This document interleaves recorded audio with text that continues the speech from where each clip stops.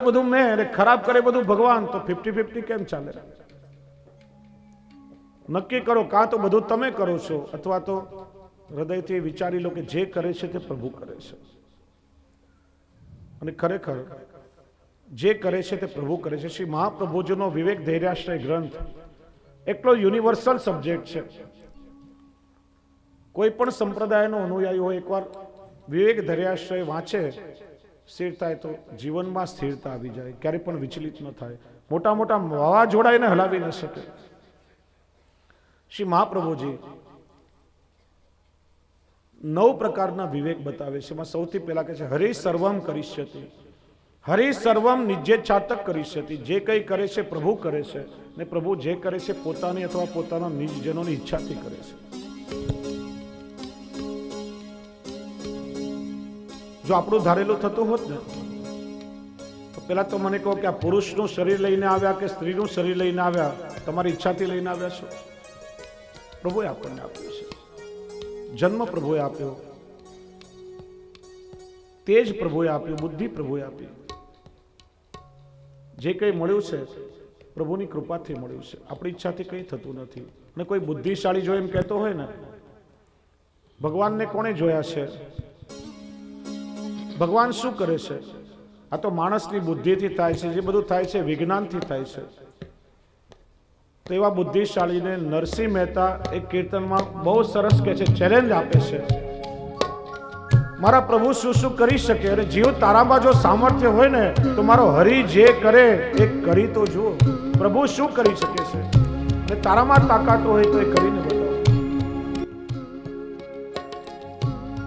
કરી તો જુઓ રે કોઈ, કરી તો જુઓ, મારો હરિ છે કરે તે કોઈ, કરી તો જુઓ. કરી તો જુઓ કોઈ, કરી તો જુઓ, મારું હરિ જે કરે તમે કરી તો જુઓ. અષાઢી બેહુલાને ગરજતા વાદળોમાં વીજળીનો ચમકાર કોઈ, કરી તો જુઓ, મારો હરિ જે કરે તે કોઈ, કરી તો જુઓ.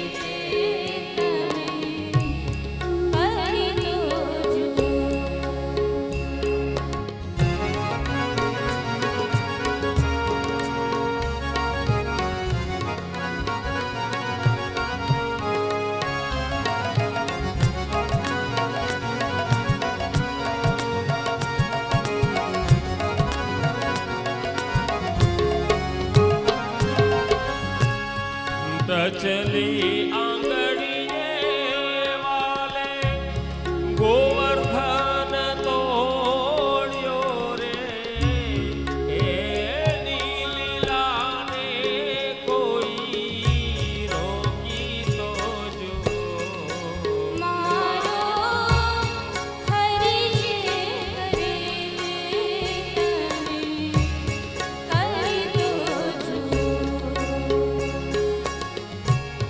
તે ડગલે ને પગલે તને રક્ષા છે મારા શ્યામની એની ઈચ્છા વિના ડગલું હરી તો જુઓ મારો હરિ જે કરે તે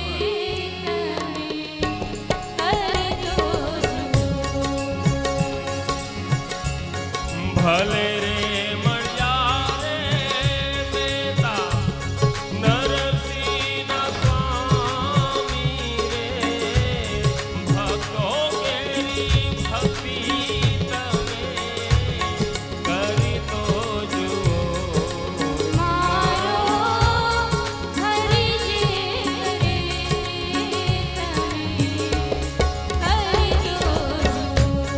કરી તો જુઓ રે કોઈ કરી તો જુઓ રે કોઈ કરી તો જુઓ મારો હરિ જે કરે તે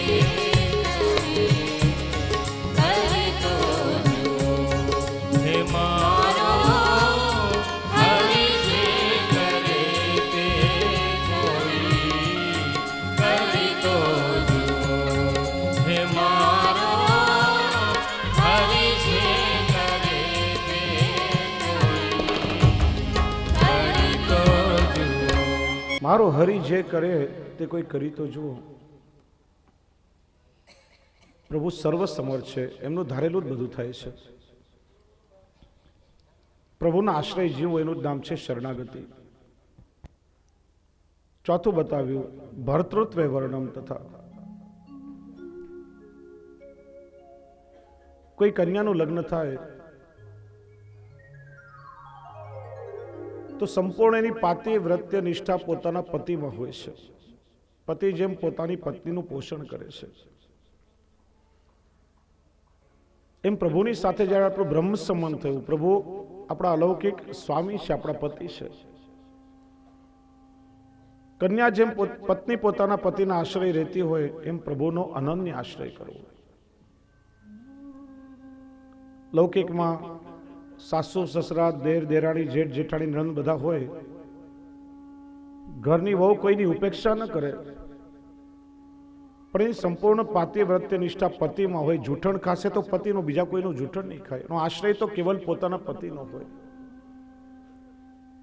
એમ પુષ્ટિ પુરુષોત્તમ પ્રભુ આપણા એ સર્વોપરી છે. બીજા બધા દેવી દેવતાઓ પ્રભુનો અંશ છે, પ્રભુની અંગભૂત સૃષ્ટિ છે. યોગ્ય આદર એમને આપો, પણ આશ્રય કેવલ પ્રભુનો કરો. પ્રસાદ લો તો કેવલ પોતાના પ્રભુનો. આપણું સર્વસ્વ આપણા પ્રભુ છે. કોઈનો અનાદર કે અપમાન કરવાની છૂટ શ્રી મહાપ્રભુજી નથી આપી. જે જેના મૂળ સ્વરૂપે છે, યોગ્ય સ્વરૂપે સ્વીકારેલા છે. ઘણા લોકો પ્રશ્ન કરતા હોય, પુષ્ટિ માર્ગ હિન્દુ ધર્મનો જ એક પાયો છે. હિન્દુ ધર્મમાં પંચદેવોની ઉપાસના મુખ્ય છે, છતાં આપણે કેવલ પુષ્ટિ પુરુષોત્તમ ભગવાન કૃષ્ણની સેવા કેમ કરીએ? કેવલ કૃષ્ણનો જ અનન્ય આશ્રય કેમ? બીજાની ઉપેક્ષા શા માટે? શ્રી મહાપ્રભુજી કોઈની ઉપેક્ષા નથી કરતા. આપણે ત્યાં વૈદિક કર્મ હોય, લગ્ન પ્રસંગ આવે તો ગણેશ પૂજન, વરુણ પૂજન બધું જ થાય, પણ એના પર આશ્રય રાખીને નહીં. ભગવાન શ્રી ગોપીજન વલ્લભ પ્રીત્યર્થે અમુક કર્મ અહમ કરીશે, એવો આપણે ત્યાં સંકલ્પ થાય. અન્યાશ્રય કોને કહેવાય? કે મારા પ્રભુથી વધારે કોઈ મારું હિત કરી શકે, અથવા તો મારા પ્રભુથી વધારે કોઈ અહિત મારું કરી શકે, એવું વિચારી પ્રભુનો આશ્રય છોડી બીજા દેવદેવીનો આશ્રય કરવો એ અન્યાશ્રય છે. શ્રી મહાપ્રભુજી સમજાવે છે, જેટલા પણ દેવદેવીઓ છે એ બધી જ ભગવાન શ્રી કૃષ્ણની અંગભૂત સૃષ્ટિ છે. પ્રભુ આ જગતનો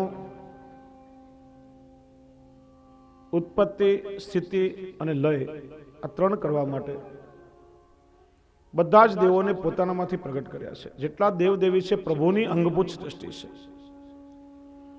અને એટલે આપણે જ્યારે ભગવાન શ્રી કૃષ્ણની સેવા કરીએ તો કૃષ્ણની અંદર બધા દેવ દેવીઓનો સ્વતઃ સમન્વય થઈ જાય છે. કોઈની નોખી ઉપાસના કરવાની આવશ્યકતા નથી. અન્ય કોઈ દેવ દેવીની ઉપાસના કરો તો એમાં કૃષ્ણની ભક્તિ નહીં થાય, પણ કૃષ્ણની સેવામાં બધાનો સમન્વય થઈ જાય. જેમ એક વૃક્ષ હોય, વૃક્ષના મૂળમાં પાણીનું સિંચન કરીએ તો આખું વૃક્ષ પોસાય, પણ મૂળ કોરું રહે અને ડાળ પાંદડા પર તમે પાણી છાંટો તો વૃક્ષને પોષણ નહીં મળે. એમ કૃષ્ણ એ સર્વોપરી તત્વ છે. ભાગવતજી આપણને બતાવે છે, એતે ચાંસ કલા પુંસ કૃષ્ણસ્તુ ભગવાન સ્વયં. અને જેટલી પણ લીલાઓ બતાવી છે એ બધી કૃષ્ણની લીલાઓ છે. જુદા જુદા નામ અને જુદા જુદા રૂપ લઈને ભગવાન કૃષ્ણએ આ બધી લીલાઓ કરી છે. એટલા માટે શ્રી મહાપ્રભુજીએ એવું સર્વોપરી તત્વ આપણા માથા પર કૃપા કરીને પધરાવ્યું છે. તમારા માથે ઘરમાં જે સેવ્ય બિરાજે છે એને સામાન્ય નહીં સમજશો. સર્વોપરી પરાત્પર પરબ્રહ્મ ભગવાન શ્રી કૃષ્ણ પોતે સેવ્ય બનીને તમારા માથે શ્રી વલ્લભની આડીથી બિરાજે છે.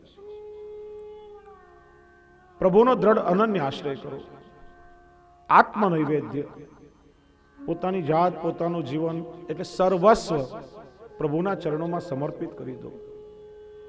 હે કૃષ્ણ, હું તમારો છું અને તમે જ મારા આત્માના સાચા સંબંધી છો. અને છઠ્ઠું લક્ષણ બતાવ્યું કાર્પણ્ય એટલે દીનતા. જેમ દયારામભાઈ કહે છે, દીનતાના પાત્રમાં મન મણી મૂકીને ભેટ ભગવંતજીને ધરજો. પાત્ર દીનતાનું હોય ને મનનો મણી મૂકી જો પ્રભુના ચરણમાં સમર્પિત થઈ જઈએ તો ઠાકોરજી એનાથી પ્રસન્ન થાય. તો શરણાગતિના 6 લક્ષણો શ્રી મહાપ્રભુજી આપણને બતાવે છે. ભગવાન ઉદ્ધવજીને જ વાત કરે છે કે સર્વના આધારરૂપ મારા શરણમાં જો આવશો તો ક્યારે પણ દુઃખી નહીં થાવ. ભગવાન ઉદ્ધવજીને સત્સંગનો મહિમા સમજાવે છે. ઉદ્ધવ, જગતમાં સારું ગ્રહણ કરો, મારો આશ્રય કરો. જ્યાં ભગવદીઓ દેખાય એ ભગવદીઓનો પ્રયત્નપૂર્વક તમે સત્સંગ કરો. કારણ કે આ કલિયુગમાં સત્સંગ એ મને પામવાનું સાધન છે. સત્સંગ એટલે સદજનોનો સંગ, સદગુણોનો સંગ, સદગ્રંથોનો સંગ, સદવિચારોનો સંગ. પ્રત્યેક સત્તત્વ એ ભગવાનનું જ અવર સ્વરૂપ છે. સત્સંગ કરવો એનો અર્થ કે પ્રભુના શરણમાં બેસવું. જેનો સંગ આપણે કરીએ એના ગુણોની અસર જીવનભર આપણામાં દેખાય છે. એટલે દુસ્સંગથી વૈષ્ણવોએ હંમેશા બચવું. સત્સંગ માટે વૈષ્ણવોએ હંમેશા પરાયણ રહેવું જોઈએ. સત્સંગથી નિરંતર ભાવનું પોષણ થાય, સત્સંગથી ભાવની વૃદ્ધિ થાય અને ભાવથી પ્રભુ આપણને મળે છે, ભાવથી પ્રભુ પ્રસન્ન થાય છે. શ્રી હરિરાયજી સમજાવે છે, સત્સંગ નિત્ય કરો, નિત્ય થોડો થોડો કરો, દુસ્સંગથી સાવધાન રહો. ઘણીવાર આપણે નિયમ લઈએ 11ના કે અઠવાડિયામાં એક દિવસ મંડળોમાં ભેગા થઈને આપણે કલાક 2 કલાક સત્સંગ કરીએ. મન મનાવી લઈએ આપણે કે આપણે બહુ મોટા સત્સંગી વૈષ્ણવ છીએ. વિચારો કે 15 દિવસમાં તમે કલાક 2 કલાક કે અઠવાડિયામાં કલાક 2 કલાક સત્સંગ કરો, શું જીવનભર માટે પર્યાપ્ત છે? બાકીના દિવસોમાં દુસ્સંગ લાગે એનું શું? ઘરમાં દરરોજ કચરો ભરાય તો સાવરણીથી ઘર દરરોજ સાફ કરવું પડે. તમે વિચારો કે 15 દિવસમાં એકવાર ઘર ચોખ્ખું કરું તો ઘરની શું દશા થાય? મનમાં દરરોજ કચરો ભરાય છે. દરરોજ કેટલા લોકોના સંપર્કમાં આવીએ, સાચા ખોટા વિચારો આપણી અંદર આવે, કઈ ક્રિયાઓ આપણે જોઈએ. સત્સંગ હશે તો આ બધો જ કચરો દૂર થશે, અંતઃકરણ પાછું પવિત્ર થશે. આપણે બહુ સભ્ય સમાજના લોકો, એકવાર પહેરેલા કપડાં હોય, પરસેવાની દુર્ગંધ આવે કે કોઈ ડાઘ પડ્યો હોય તો સારા ડિટર્જન્ટથી એને સાફ કરીએ છીએ, પહેરેલા કપડાં ફરીથી પહેરતા નથી. એક પાત્રમાં ભોજન કર્યું હોય તો હેઠા પાત્રમાં ફરીથી જમતા નથી ને સારી રીતે માંજીએ છીએ. પણ મનમાં કેટલોય કચરો ભરાય છે. મનને માંજવાનો પ્રયત્ન કોઈ દિવસ કરીએ છીએ ખરા? સત્સંગથી આપણું મન મંજાય છે. ને એટલા માટે નિત્ય સત્સંગ કરો. એ રીતે ભગવાને ઉદ્ધવજીને ઉપદેશ આપ્યો. ત્યાર પછી ભગવાનની ચરણની પાદુકા પોતાના મસ્તક પર પધરાવી ઉદ્ધવજી તીર્થ કરવા માટે નીકળ્યા. આગળ યદુકુળના વિનાશને ભગવાનના તિરોધાનની કથા કરી, એને આપણે વંદન કરીએ. અને 11મા સ્કંદને વંદન કરી 12મા સ્કંદમાં આપણે પ્રવેશ કરીએ. 12મો સ્કંદ આશ્રય લીલા. પ્રભુના વામ શ્રીહસ્તનું સ્વરૂપ. કુલ 13 અધ્યાય, 5 પ્રકરણ. લોકાશ્રય, વેદાશ્રય, ભગવદાશ્રય, શબ્દાશ્રય અને અર્થાશ્રય. સુખદેવજીએ કલિયુગના લક્ષણો બતાવ્યા. કલિયુગમાં ધર્મ પાખંડ વાળો થશે. રાજાઓ બધા લૂંટારા જેવા થશે. માણસોની વૃત્તિ ચોરીની થશે. અસત્ય અને હિંસા વધશે. વર્ણો બધા શૂદ્ર જેવા થશે. ગાયો વાછરડા જેવી થશે. સંન્યાસીઓના આશ્રમો સંસારીના ઘર જેવા થશે. સ્ત્રીઓના સગાનો સંબંધ ઘરમાં મુખ્ય ગણાશે. વરસાદ અનિયમિત થશે. ઔષધિ બીજ બધા અણુ જેવા થશે. અને ઘરમાંથી જ્યારે ધર્મ ચાલ્યો જશે ત્યારે શંભલ નામના ગામમાં વિષ્ણુયશ બ્રાહ્મણને ત્યાં ભગવાન કલ્કી સ્વરૂપે અવતાર ધારણ કરશે. કલેર દોષ નિધે રાજન અસ્તિ એકો મહાન ગુણ કીર્તના દેવ કૃષ્ણસ્ય મુક્ત સંગા પરમ રજેત.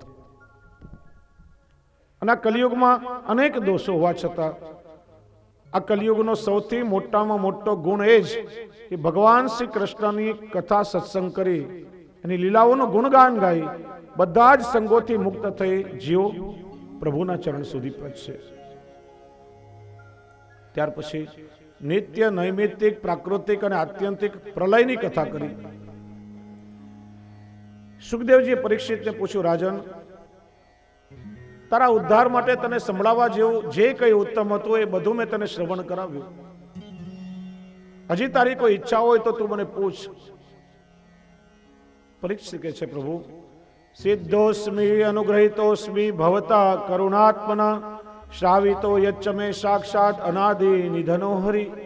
હે ભગવાન, આપ દયાળુએ મને અનાદિ અનંત પરમાત્માનું શ્રવણ કરાવ્યું, તેથી હું કૃતકૃત્ય થયો છું.